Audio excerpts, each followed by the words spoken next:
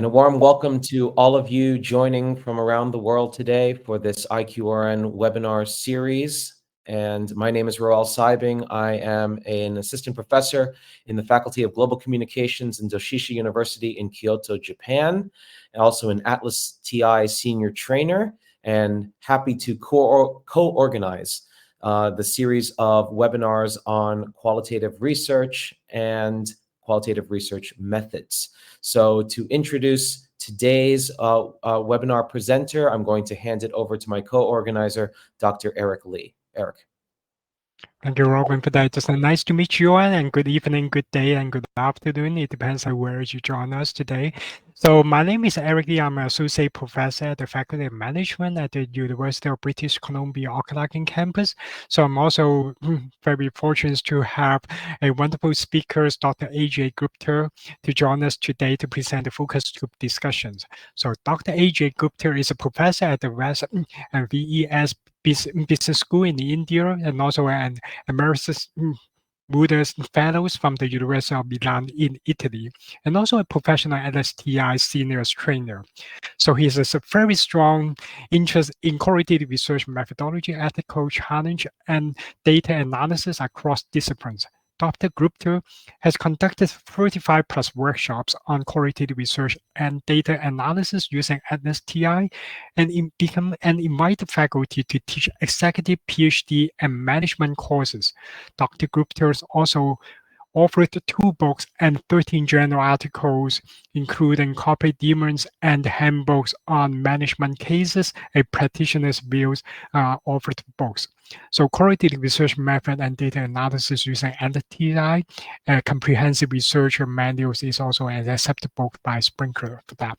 So a brief introductions for the International Qualitative Research Network. This is a network of qualitative research leaders from around the world. It's based in the School of Nursing at the Faculty of Health and Social Development at the University of British Columbia, Auckland campus in Kelowna, BC, Canada. So the purpose of this network is to build qualitative research capacity with an emphasis on local scholars, on those who live, study, work in developing countries. The primary strategies for achieving this purpose are webinars and workshops, including this one we have today. Recordings of our webinars are publicly available under our website and also the ATLAS.ti website. So feel free to check out our recording in the past webinars for that. So without further ado for that, I would like to invite Dr. Ajay Gupta to join us today. Thank you. Thank you very much, Eric. Thank you, Royal. Thank you, University of British Columbia. Thank you, ATLAS.ti team. Thank you, all participants. Welcome. Namaste. Good morning. Good evening from India. Am I audible? Yes, great. Yes. So in today's focus group discussion, I am going to demonstrate my experience about focus group discussion and challenges about collecting, reporting data about focus group discussion with the real examples and real field challenges. So these are the agendas, and I would request all my participants, those who have any question, they can write in their chat box, and I will address when this focus group discussion is over. So these are the agendas I'm going to discuss: resource design, data collection, analysis, visualization, and reporting. Before that, I would like to ask basic question: why do we need focus group discussion? And I'm sure that many of our participants, they know that why focus group discussion. And as you know that it's important to discuss, focus group discussion by the name derives, because this is very, very focused. That means the data which is not derived out of any method. For example, interview methods, semi-structured, questionnaire, survey, observation. When any phenomena or any subject, very, very difficult to arrive at the truth or reality, then perhaps focus group discussion is one method of data collection. Of course, focus group discussion is not the complete method which can reveal all the information. There are many other methods, and also depending on the seriousness and nature of phenomena, researcher can decide whether focus group discussion can reveal the subject or deeper understanding about the concepts, right? Now, these are very, very important, because what happens, just like in any kind of semi-structured interview or any kind of interview, it's very, very important. So always it's important for researcher to send informed consent, to receive informed consent about focus group discussion. The second point is about ethical protocol, which is very, very important. It plays very great role in any kind of primary data collection, which talks about all privacy, confidentiality, anonymity, deceptions. We always claim that as a researcher, that we are not going to reveal any identifying information of either the respondent or organization, or any information which any reader or any respondent or anyone can identify, because that is the ethical protocol.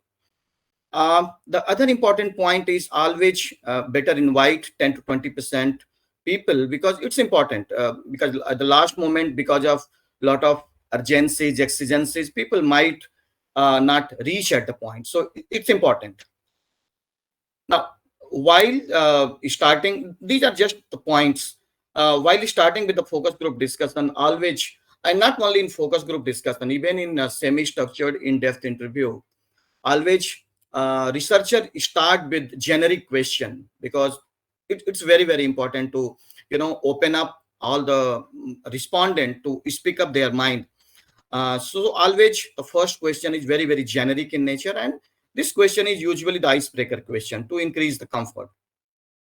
Now, during the when focus group discussion is on, usually the three types of question arises: opening question, engagement, exploration, and exit.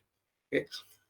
And of course, this is also very, very important for any kind of interviews, whether it is a semi-structured interview, in-depth interviews, or maybe focus group discussion, or any online discussion. Always we should use pseudonyms, because we don't need to use any identifying information.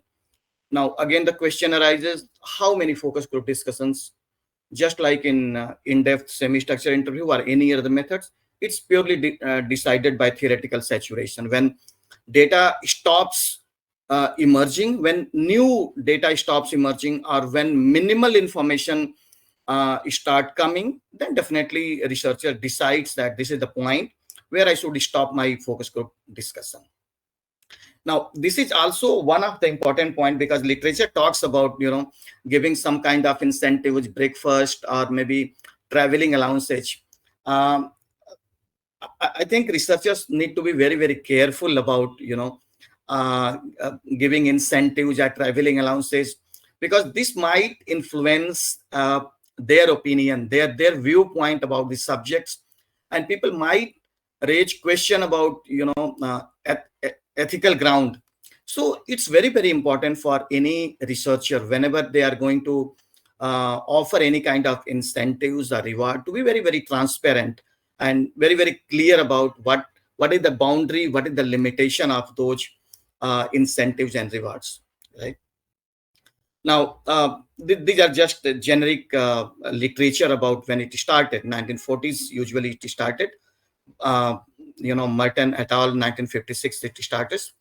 And as I mentioned, that focus group discussion is usually used to just find out the deeper understanding about the phenomena. So, for example, if any issue is not actually understood deeper using semi-structured in-depth interview or observation or any other method, then perhaps focus group discussion is one way of data collection, where researchers assume that a lot of people will come together and they will share their opinion, and of course in a social setting, and they are more likely to reveal deeper information about the phenomena.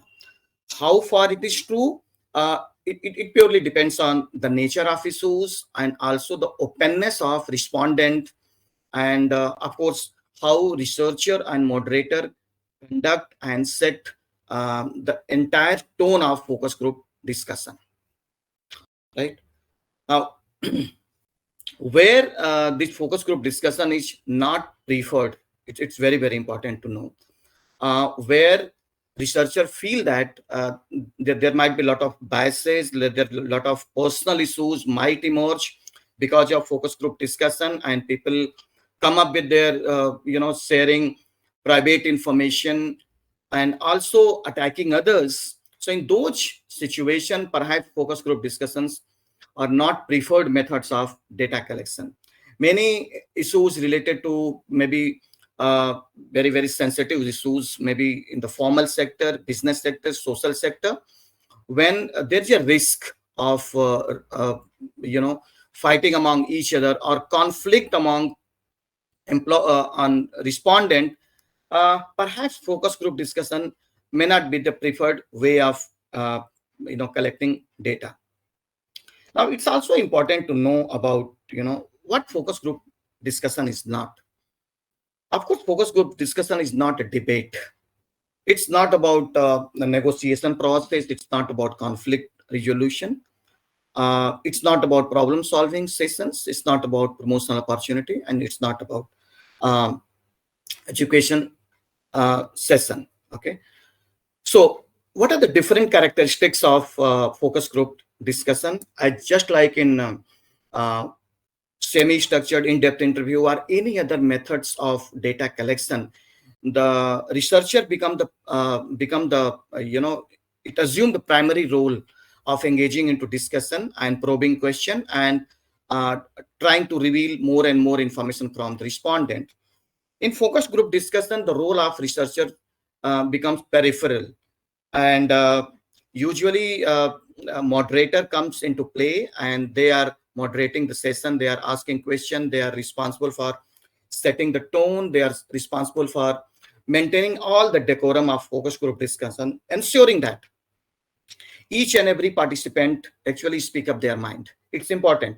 Otherwise, if moderator or researcher are not careful, there may be polarized meeting where a lot of people, those maybe by nature, if they are much talkative, they can actually overshadow the entire discussion. So it's important to find out the nature of people and who are the people, those who are not opening up. So one of the best idea is to give time to each and every participant to speak up their mind. And when discussion becomes unruly, it's a role of respondent to actually make sure that at least everybody gets time to speak up their mind. Okay. And there are situations where then there can be a lot of silence. This silence may be depending on the nature of issues, or maybe they are related to revealing personal information, or maybe the discussion goes into the personal boundary. So all these things very, very important for, and these are actually natural, because no matter how much do's and don'ts you are going to provide before focus group discussion is on, it's natural. But at the same time, it's the responsibility of researcher and also moderator, how they can create environment, how they can create settings where the respondent, they only talks about the issues, and they are not collide among each other. They do not intimidate each other, right? So these are, and also just like in whenever we conduct any face-to-face or personal discussion, we always try to introduce each other. I'm so and so, and because that is only between one researcher and respondent. But when we invite focus group discussion, this is always mandatory that usually there is a homogeneous group, but they're unfamiliar group, because the people, they do not know each other. It's very, very important. And why? The simple reason, because once they know each other, then there may be a lot of issues, because there may be, they can hide their information, they cannot speak up because of a lot of risk associated with revealing the phenomena or truth. And that is why it's very, very important that whenever they get together at the place, at the venue, when they are invited, they should not actually exchange their card each other. Otherwise, if they are going to exchange their card and they are going to make conversation among themselves by revealing their identity, their positions, their designations, their position, then definitely these are all going to mitigate the sole purpose of focus group discussion. So it's important whenever researchers send the consent or seeking consent while writing the email, this should always mention somewhere in the point that whenever you meet at the focus group discussion point, avoid exchanging any card, or avoid meeting with the people, or avoid revealing your information, right? Or maybe the researcher and the moderator, they can make arrangement that they should not sit together. They can be arranged in such a way that mingling among all these respondents before focus group discussion could be avoided. However, even if they mingle themselves, moderator or researcher, they can set the tone that yes, you can meet yourself, but make sure that you do not reveal your information, because these are all going to defeat the purpose of focus group discussion. So you can set these kind of information. So what happens when before focus group discussion is on, you can make a lot of observation about their body language, their facial expression, their intimacy, how do they interact each other, and this observation can give you a lot of clue about their comfort, their shyness, and which also help moderator to raise question or modify question during the focus group discussion. Also, the moments of surprising moments, maybe the surprising moment like excitement, joy, happiness, all those moments when focus group discussion is on, always it's important for researcher and moderator both to note down all those moments when the focus group discussion is on, especially if not surprising moment, but especially the avoidance moment, shyness moment, frustrated moment, especially negative sentiments or negative moments when they try to skip questions, because all those moments, they have much deeper understanding about the information, because somehow all these respondent are trying to hide or are trying to skip those information, and those are the points where researcher and also moderator should be very, very careful, and they should note all those moments during the focus group is on in their field note, right? And during the focus group discussion is on, this would also, whenever informations are not coming, because not necessarily the automatic information will emerge. Many times there will be all of a sudden there will be silence moment. People are just keeping silence and people are not revealing any information. So the role of moderators comes into play, and they can just gently probe some kind of easy questions or some kind of ice-breaking question to make discussion lively. Other side, there might be moment where that becomes very, very unruly or very, very polarized kind of things, where only few people, they try to dominate the entire issues. So all those moments are very, very important. Now, I've also discussed about document information shared during the informal interaction. There's a lot of discussion, and whenever I take any workshop, I always ask this question and invite my participant about documenting information shared during informal interaction. Now, I will just discuss about what do I mean by informal interaction. Whenever your focus group discussion is closed, and usually that with the characteristics of informed consent, researcher is going to record all those focus group discussion where permission has already been taken, maybe the audio recorded or video recorded.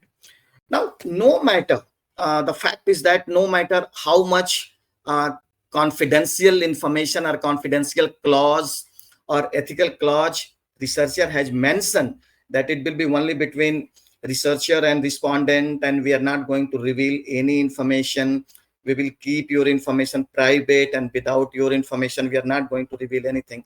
Psychologically, respondent are aware that things are being recorded, right?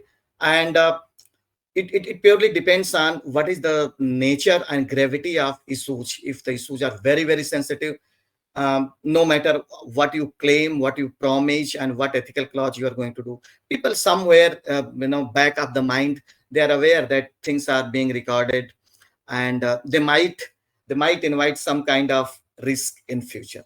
So maybe they are very much cautious about what they reveal. So maybe they're not too much open to share many information. But what happens when you close your laptop or close your recording material, saying that now your interview is closed? Now, what happens when I ask this question, what you are supposed to do when your interview is closed? So I find a lot of divergent opinion. Many people say that we'll just say thank you for your interview and for participating in focus group discussion, and we'll just ask them to depart. And many people say that after the interview is closed, what is the need then? Because we just need to ask them thank you very much, and we don't need to engage into any kind of conversation. But based on my personal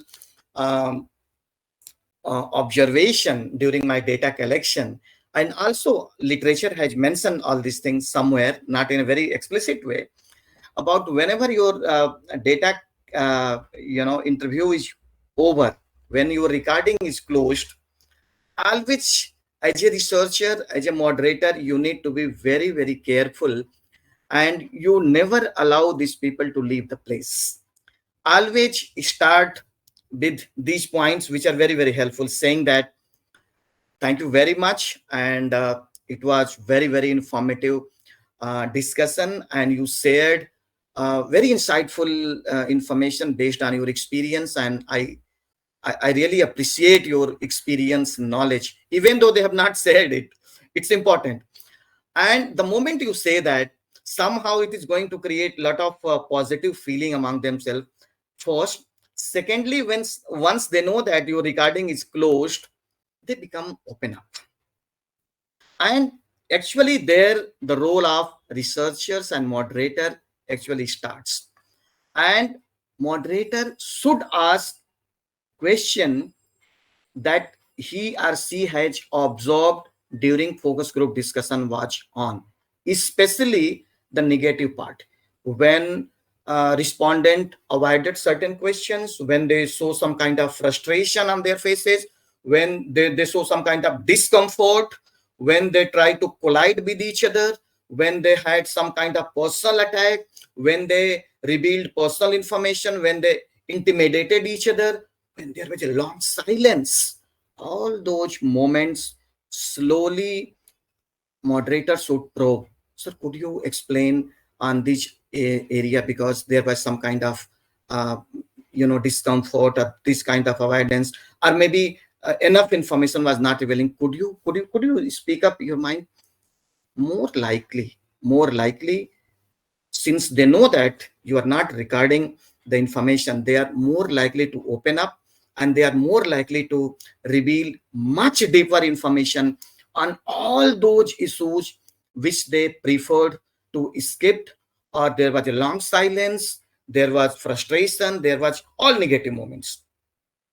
And of course, your brain is capturing, your six senses are capturing, and it is captured by moderator and researcher as well. Now, my question to my respondent, whenever I ask this question, so there is a lot of ethical dilemma comes into play, that people say that since you have already, your recording is over, you are not supposed to document all those information shared in private conversation or private space. As a researcher, you are not supposed to. Then I ask question about, do I violate any kind of ethical protocol by recording all those information? Then again, there's a lot of heated discussion take place, and people have divergent opinion, different opinions comes into play. Then I basically ask few questions about, what is the role of researcher in any kind of research, whether who has said it or what has been said. Then obviously many people say that what has been said. And anyway, we are going to follow all ethical protocols, for example, anonymity, confidentiality, deceptions, and all this privacy, because by capturing all those holistic information, we are not, as a researcher, we are not going to reveal anybody's name or any identifying information, right? We are not going to reveal organization name. So where should I violate the ethical protocol, right?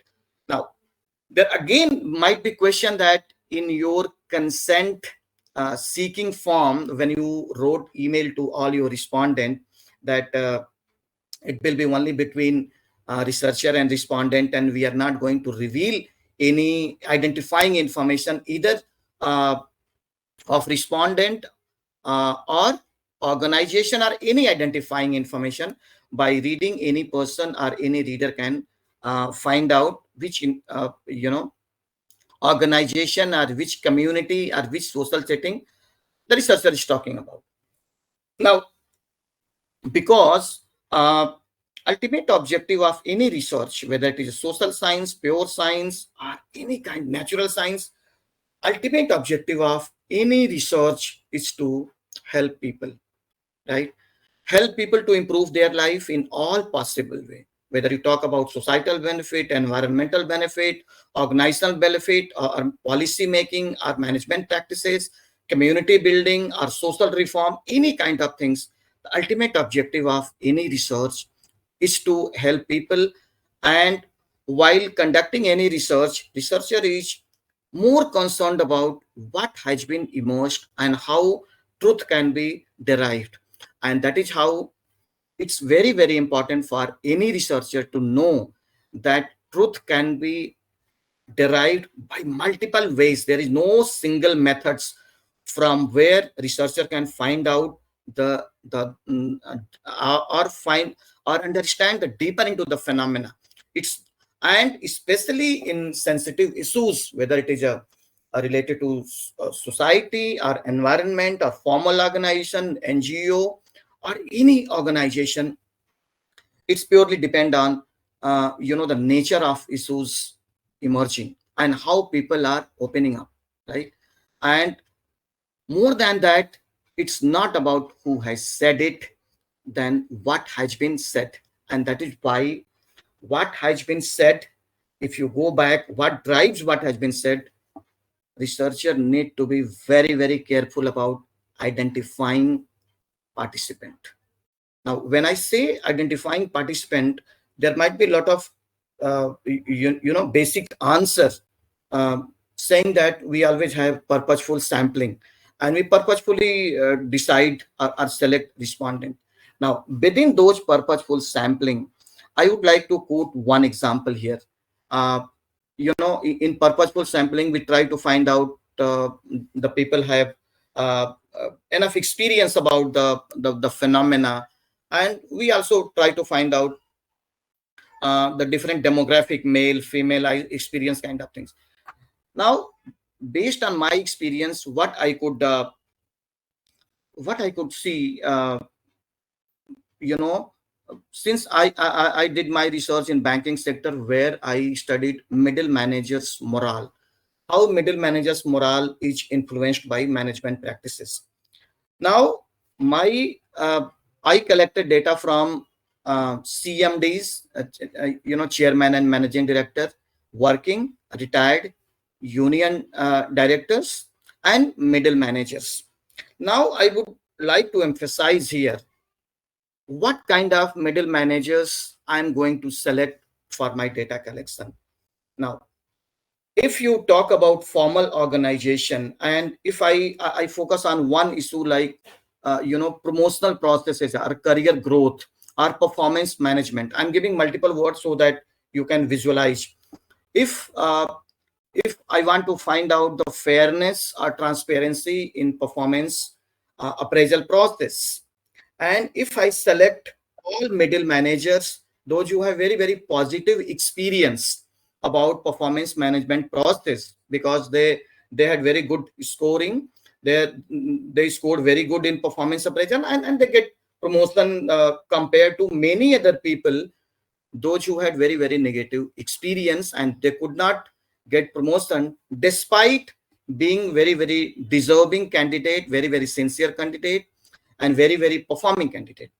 Now, if I select only one set of respondent, for example, the people who had only positive experience about the performance appraisal, or maybe the respondent who had only negative experience about the performance appraisal process, then again, I might not capture the holistic information, because the only homogeneous set of respondent which had only positive or negative experience about the phenomena might color, might mitigate my idea on focus group discussion. That is why it's important. And of course, it is challenging as well, because as a researcher, you might think that how should I identify whether the people had positive experience or negative experience. But I think that by asking basic question, maybe during pilot study, or maybe during Q&A, question and answer, or during focus group discussion, you can politely ask about their opinion, whether they had positive experience, negative experience about the nature of phenomena. Then you can accordingly, you can find out the people, those who had positive experience, how their opinion is emerging, and the people, those who had negative experience. And of course, in between, you can find out several other types of participants who had mixed of experience, like positive and negative, because it's important. And of course, when I read literature, I could hardly find these kind of segregation about how to identify these people. Okay. Now, these are very, very important. And that is why I always say that in focus group discussion, research design backbone, it plays much critical role, much vital role than the analysis part. Okay. And of course, with these measures, we also need to understand that what are different types of focus group discussion. So the source is November et al. 2017. So these are actually, offline and online focus group discussion, where in single focus group discussion only it is between researcher and respondent. In two-way, there are moderators, and also they observe the phenomena. So accordingly, we can find out. And the merit in offline is, multiple observation comes, because researcher observe and also respondent observe, which is noted in the field note, and which is very, very important. That plays very, very critical role in data analysis. Online usually falls into two types of focus group discussion, meaning, and online is usually using chat room, conference calls. And this online, because of network or connectivity issues, many times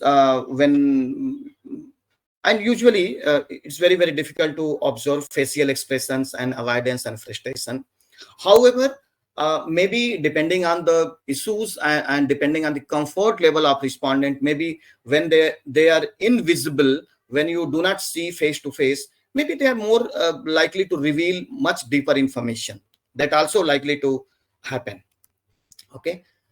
Now, once we have captured all those information, assuming that all precaution has been taken by moderator and also researcher, there are two sets of data emerge from any focus group discussion, or maybe any in-depth semi-structured interview. Always what has been said, which can be retrieved, or what has been captured by your observation, by your six senses. So I always categorize these two data into two parts, maybe explicit data, which has been recorded, or maybe implicit, which has been captured by your six senses. Now, regarding you can just there are two ways of making transcription. If you go with the literature always talk about, you go with the verbatim transcription of each and every points said by your focus group discussion. However, literature also talks about when it is very, very difficult to, because the volume of data is too high, and if it is not feasible, and if you take much time in making transcription of each and everything, you can take the selected clippings, video clippings or audio clippings. So you can play all audio recorded data or video recorded data, and all those informative clippings you can make quotations, and only you can make selective transcription of those selected clippings, and you can just connect each other.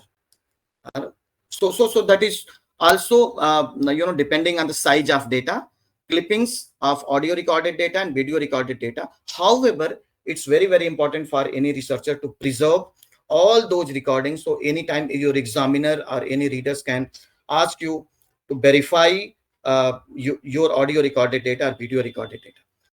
Now, coming back to observation part. So observation part can be, it can be categorized into 3 stages. Before your focus group discussion was on, during focus group discussion, and of course, before focus group discussion and during the focus group discussion, whatever observation and clues. Yes, anybody have made, they are going to, ask question during informal interaction. So these are the basically 3 phase I understood. So there are 3 phase of field data collection: before the focus group discussion, during the focus group discussion, and of course before and during whatever information, whatever excitement or anxiety or happiness the moderator has captured, he or she is going to ask politely these questions during informal conversation. Now, again, I have little bit observation and my own understanding about people. Literature always talk about members check.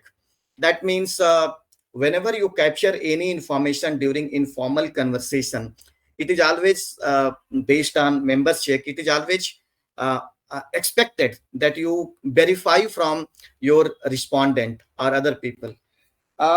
Here, I'm not sure, and I feel that if you are going to ask them that you have said all these points or you have revealed all these points during informal conversation, do you verify it? I'm not sure that what will be their confidence level, or will they really verify, or will they question your intention, whether why did you capture it? And in ethical protocol, there is no black and white yes or no answer, right? So that is why a researcher should should not write actually black and white what they are going to capture and what they are going to not capture, because their focus is to capture holistic information where they can reveal the truth. However, they should be very, very clear about maintaining the ethical protocols between researcher and respondent. As long as they are maintaining ethical protocol, I think things are going to be in right direction. Now, these are just framework for focus group discussion. Once you collect data, so there are 2 types of data we collect. One, researcher is based on researcher understanding. They capture the non-verbal communication and moderators, depending on how many moderators are there. And then, of course, coding approaches. Usually in focus group discussion, since it is a primary data, focus group discussion usually use two types of coding approaches. One is inductive coding, other is in vivo coding. In vivo coding is very, very important because that shows the contextual words or contextual jargons or contextual meaning of all those phenomena. However, if research objective is also based on some theoretical underpinning or some already existing phenomena, then maybe researcher can also use deductive coding approach. But primarily, if your idea is to explore the phenomena, 2 types of coding are predominantly used. And just like in any kind of data collection, whether 6 steps of Brown and Clark in thematic analysis, we try to make inductive code. Then from coding, we try to find out the similar code. We try to merge those code. And then second part is we try to categorize code, which is also known as axial coding in grounded theory. And then again, from code categorization, we go with the selective coding in grounded theory approach, or maybe from using those category, you can make smart code or smart groups. These are the terminology used in ATLAS.ti. They becomes theme. Okay, and then based on those themes, we can generate textual report, Excel report, and also report, using Excel form. Okay, and then these are again the framework of transcription and export to ATLAS.ti, coding, analysis, focus group coding. Then this is also by Richin and Spencer in 1994. So just for your information, these are the framework. But basic framework is always about, using the open coding, which consists of inductive coding, in vivo coding, then code merging, then code categorization, then which is also known as axial coding in grounded theory. Then from code categories to making the theme, and then generating a report and trying to find out how codes or how themes are interconnected by using in ATLAS.ti code co-occurrences. Yes, I think chat box something is written. Okay. Anyway, I'm going to finish. Wait. Let me check. Okay, if you can show data be analyzed. Okay, fine. So I'm just going to. Okay. These are just example of codes and code categories, and these are just framework how code category, smart code can be made, and these are the code co-occurrence analysis, which is purely based on code coefficient, which lies between 0 to 1, excluding 0, 1, 1. So, okay. And these are just visualization using Sankey diagram, where the thickness or flow of theme actually shows, for example, right hand side, you can find out the theme, left hand side, you can find out the theme and how they are connected. This flow of information and also their interconnectivity is shown. Okay, these are code document table where between male and female, and this was about the perception about qualitative research between the faculty, what they think about qualitative research, what they perceive about. So left hand side you will find the theme, and I have used the same process about coding, categorization, and creating theme. If you look at the data, you will find that their perception about qualitative research is limited resources, qualitative resources used to gain deeper insights, data analysis challenges. Okay, and accordingly you can find out the relative significance of information. Okay, and this is again between the focus group discussion. If you want to find out, for example, on the top you can see that focus group discussion 1, 2, 3, 4. So how the theme are actually patterned between this focus group discussion. So data can be analyzed within focus group discussion between different demographics of respondent, and also between several focus group discussion. We can find out how the theme is emerging, right? Again, I will just show. Okay, focus group discussion 1, 2, 3. These are the way, and the percentage show the relative significance. And these are again Sankey diagram between focus group discussion. Okay. Now this is the screenshot of ATLAS.ti where theme can be arranged in a different way. Positive perception, negative perception. Okay. And you can see on the screen themes significantly higher between male and female. Just I have shown the screenshot. Okay. And these are just network where we can find out how themes significantly higher. So G shows the number of quotation, and D shows the number of concept associated with the concept, right? So usually in network, we try to find out the significance of information by the G. For example, in this network, we can see the 19 is the highest number.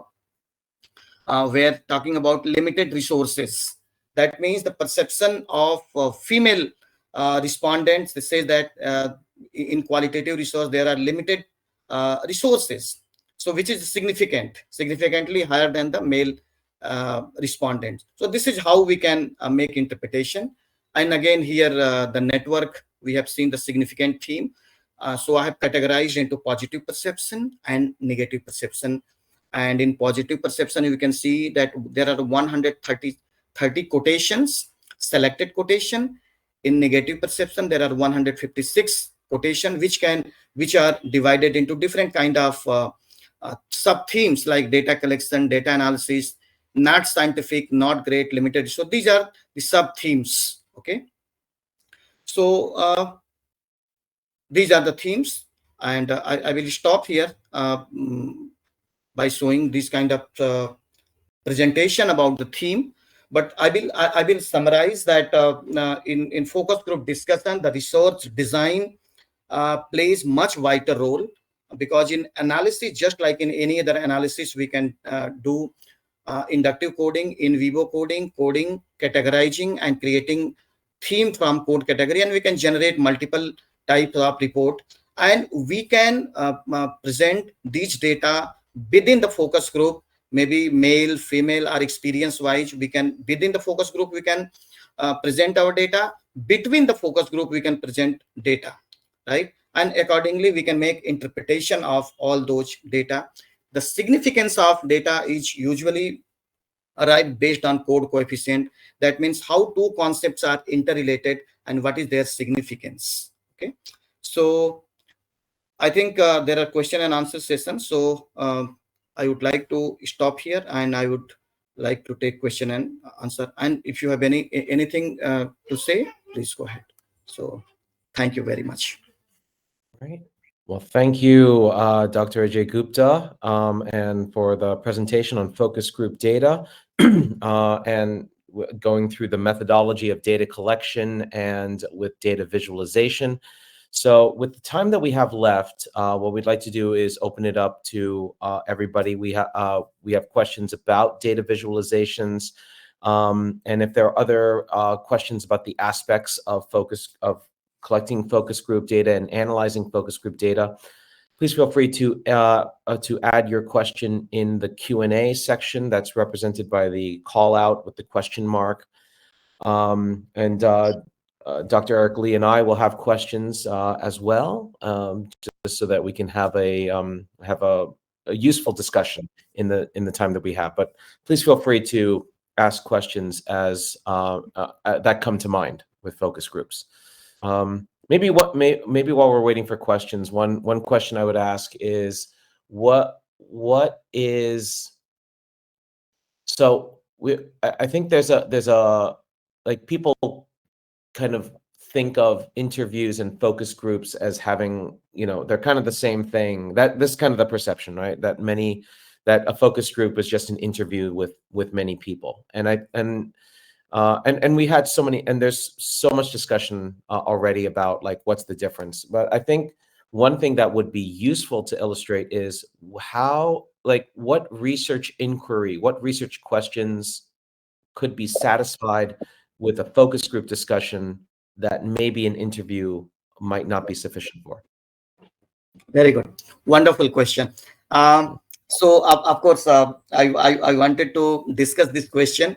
So all these questions which researchers find very, very difficult to find out the deeper meaning, or when people are not very much comfortable sharing their information, maybe because in-depth interview usually take place at the naturalistic place of inquiry where people are working. So there are a lot of contextual factors which influence their mind to speak up. There are people behind, and there are a lot of risk associated with revealing the fact. So they try to analyze risk associated with revealing the facts. No matter where we are going to engage your discussion into informal discussion, still people are hesitant. So all those issues where people are hesitant or find some kind of inherent fear associated with their job, their positions, their safety, their security, all those issues researchers should capture, and all those issues should reflect in the focus group discussion, because focus group discussion doesn't take place in the formal setting. It takes place in the social setting where people are not influenced by some kind of contextual factor, and more likely they are going to reveal each other. But however, we need to be very, very careful about when people know each other, then perhaps their revealing factor will be minimized. So that is how they are more likely to reveal all those issues where they felt some kind of frustration, shyness, or some kind of discomfort during in-depth interviews. So all those issues are very, very important to discuss. Good, very good. Dr. Eric Lee, do you have a question? I do for that. And first of all, thank you so much for the presentations for that. I think in your presentations in the beginnings, you also talking about in the focus group for that, that would be a lot of like interactions, and then so it's very important part of observing. And unlike the formal interview for that, usually just like between the researcher and also the participants for that. And also the topics in focus group is always really building up what others said and or kind of a guiding through those components with that. Maybe going to the audience like questions, but then how we capture these in ATLAS.ti's, the visualizations components, but that, and are there any suggestions or the tips you can give the us the audience for that to learn about how to capture those like non-verbal type of behavior interactions, facial emotions, or even like the silence time, and how that reflect to the data analysis and also visualizations process? Wonderful question, actually.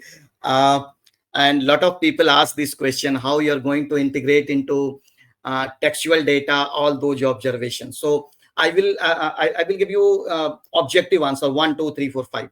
First of all, there are two sets of data. One is about what has been captured. So for example, if you have 5 focus group discussion, so as a researcher, you need to group all focus group discussion textual part in one group. Focus group discussion number 1, 2, 3, 4. Now, apart from what has been captured, by the brain, by respondent, and also moderator, they should group all those data into field note. So they should categorize all those data in one group called field note. In field note, you write about moderators, you write about researchers. If moderator 1, moderator 2, and researcher. But all those data you need to make it group. And just like in any textual data, you are going to also code all those observations. But make sure that whenever you find any kind of deviance, any kind of differences with the particular question or particular concepts or particular phenomena, try to write your memo, your observation as a researcher, and try to attach all those moments with the what has been said. Because many times what happens, what has been said is giving very, very positive meaning, but what your brain captures gives a very, very contrast meaning. So always try to write your observation in the memo form, and also always try to attach all those portions, so that if you are going to express your theme and you are going to say that the person has said like so and so, but my observation and also moderator observation is like so and so. This gives you a lot of idea, from reader's point of view, to visualize the contextual factor, the construction of the organization. Within ATLAS.ti, you can group them, different textual data and also the field note.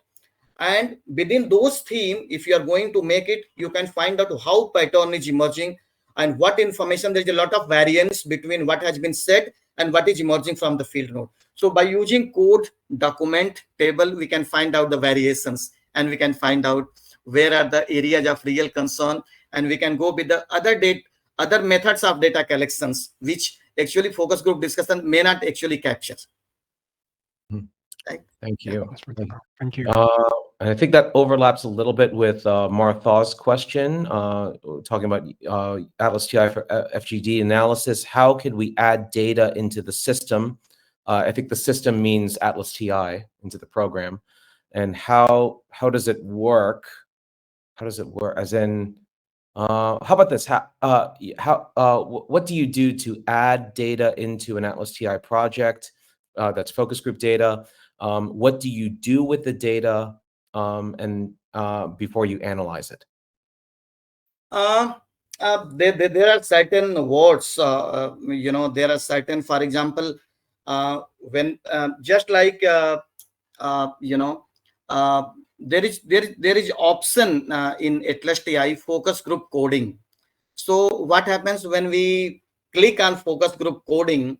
ATLAS.ti automatically code only question and answer, right? So related answer, it becomes the quotation, and question become the code. So whenever we are going to because anyway we are going to code only the responses. So once we are going to code responses, we are going to use finally the code co-occurrence analysis table. So whenever we are going to use question number 1, so what codes are emerging? So whenever we are going to use all these theme or code, so we can find out under this question what are the different themes emerging, and accordingly we can use different question and different themes, so we can find out how themes are emerging and what are their code coefficients. So this is how we do it. I like that. However, there are other methods nowadays, but I would caution people not to use like AI coding and also auto coding, because these have its own limitation. Because whenever you can do it manually, preferably you should do it manually. But unless you are very much comfortable using all this AI coding, people should try to avoid it. I see. Okay, thank you. Jess Coventry said, thank you for this presentation. I am a PhD student currently analyzing focus group data. What is the best way of presenting my current codes visually to my supervisors without having confirmed themes?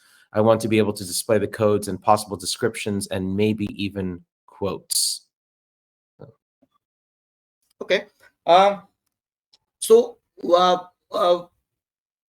based on the theme, we try to make textual presentation. So whenever we are going to use any theme, and we can generate all textual data. Textual data, I mean all the selected quotation comes into play. So as a researcher, what I do, I try to read each and every text selected quotation, and I try to make my interpretation out of it. So interpretation is all about making readers feel that they can visualize the data, how things are coming. We cannot present just like what people have said it, because you are the one who has collected data, you are the one who has experience about the data. So between those data, you need to find out a story, a compelling story, how the data is emerging, what is their body language, what is their observation. So any layman, by reading your interpretation, can actually visualize your the context, your the phenomena. So that is how you need to. So you can present all your selected quotation, but selected quotation is not enough. You need to make meaning out of, you need to make a compelling story with all this quotation by supporting evidences like just like code coefficient and how the themes are interrelated, because themes are not exclusively separate, they are interrelated. So accordingly, and you can also support by giving lot of screenshot, lot of visualization, lot of integration, theme to theme relations, and also process how did you arrive at the themes, because people will simply ask that how do you say so. So simply you say that I don't say so because data says so, and this is the process of data analysis. That is how I've done. Right, exactly. And I think just as a instrumental answer, before you get to making a story, it's really important to see the codes from a bird's eye view. And I think that's really, that's what Jess is trying to get at. And for that, at least in ATLAS.ti, you can export your code list onto an Excel spreadsheet. You can put in your quotations and you can put in the information that's associated with the codes. That way you can print out that whole code list, go over with your colleagues and say, okay, here's what we think might be going on. Well, let's look at these codes and put these themes together. So I think, so before the narrative takes place, it's a matter of having that data in front of you before you can discuss it. Yeah. We're getting close to the end of time, to the end of this webinar. I want to respect everyone's time and to thank Dr. Ajay Gupta. One more thing that we're proud to announce for Dr. Ajay Gupta is he just published a book published by Springer regarding data analysis and ATLAS.ti. So please feel free to click on the link that we just produced in the Q&A section. Give, excuse me, give that a look, because it promises to be an insightful discussion of qualitative data analysis, particularly for ATLAS.ti users, but for everybody who is doing qualitative research, it should be useful. So with that, it is the end of our webinar hour. I want to thank Dr. Ajay Gupta, Dr. Eric Lee for co-organizing this webinar. We do have another IQRN webinar coming up in the middle of December. For that, please go to the IQRN website or the ATLAS.ti website for the list of trainings. Remember that registration for all of our IQRN webinars are free. So please feel free to take advantage, because all of us here want to help everyone here become better qualitative researchers. With that, I want to, again, I'll thank the presenter. I'll thank the co-organizer one more time. My name is Roel Seibing, and I hope you enjoyed this webinar, and thank you very much. Thank you very much, Roel. Thank you very much, Eric. Thank you very much, University of British Columbia. Thank you very much, ATLAS.ti team. Thank you very much, all participants. It was really wonderful question and answer. And I really appreciate the quality of questions and your patience. So I like all presentations and finishing in time. Thank you very much. Good morning, good evening, and namaste from India. Thank you very much. Have a nice day. Thank you. Thank you so much, everyone.